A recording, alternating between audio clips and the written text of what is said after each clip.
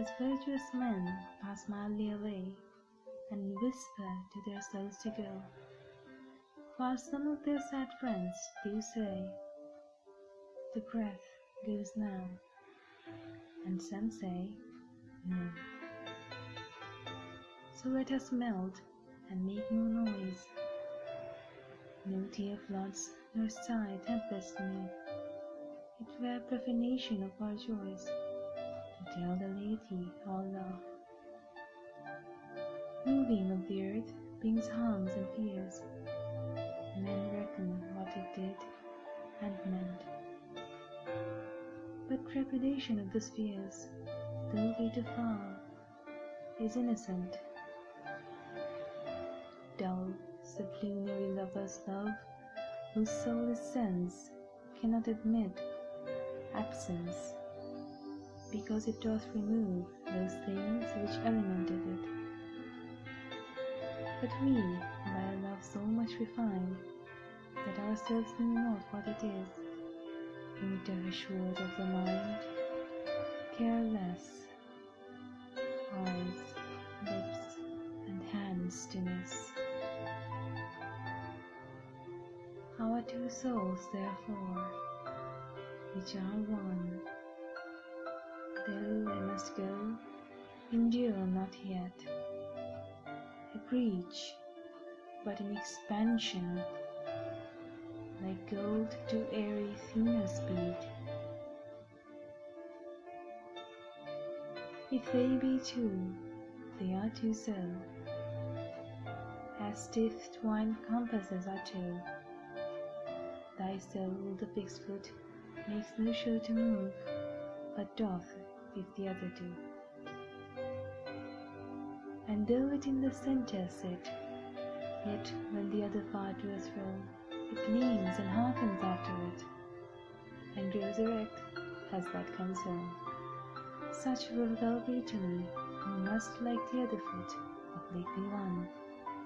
Thy fondness makes my circle just, and makes me end where I begun.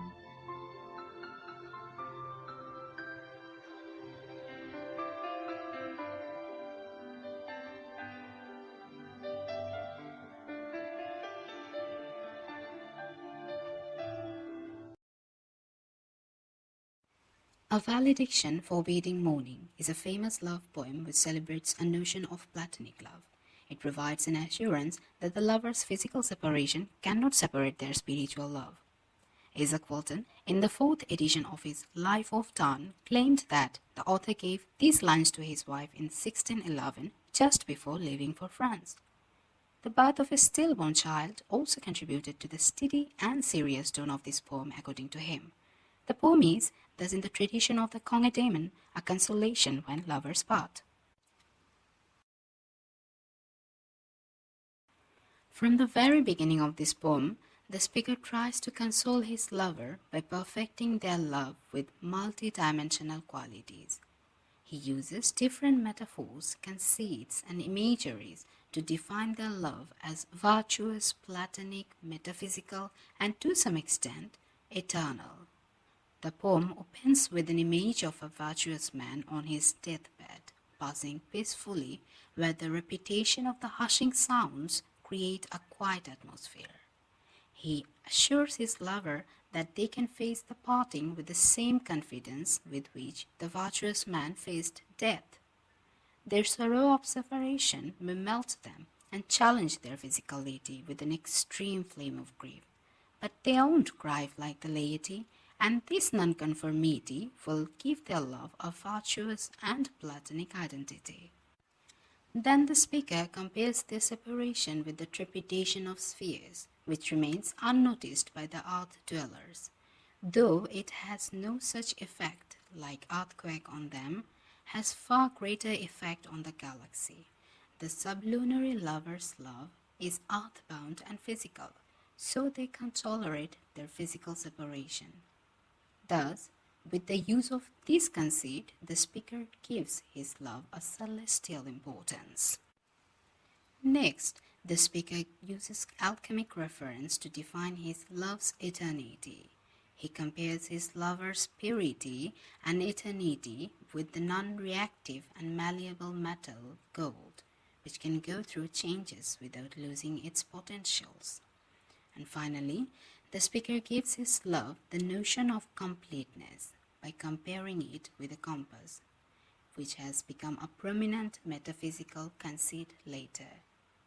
The interdependence of the legs of a compass is compared with two lovers, where one's firmness makes another's circle just.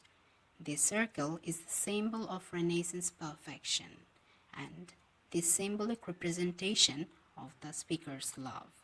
In this way, the speaker has developed a notion of platonic love.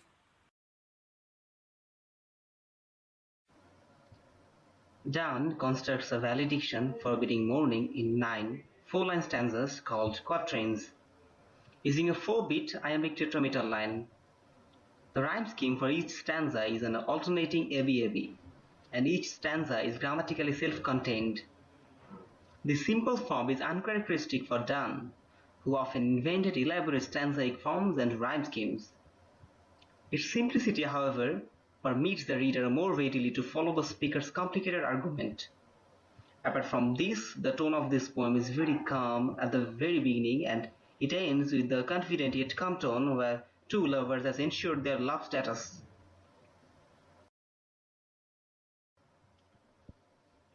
This poem is an example of excellent metaphysical poem of love. As a metaphysical poem, it is inspired by a philosophical conception of the universe and the role assigned to the human spirit in the great drama of existence. The theme of these poems are the simplest experience of human life, but they are represented in a roundabout way with the use of metaphysical concepts. Metaphysical conceits are extended metaphors where juxtaposed ideas and imageries are put together to create a striking effect. Donne's metaphysical poem reflects the intellectual and spiritual crisis where the use of conceit is very important. This poem's imageries conceits has helped it to gain its desired effect of a love which is spiritual or platonic. Thus, it has fulfilled to serve its purpose, that is, to console the lover by assuring their love's spirituality and eternity.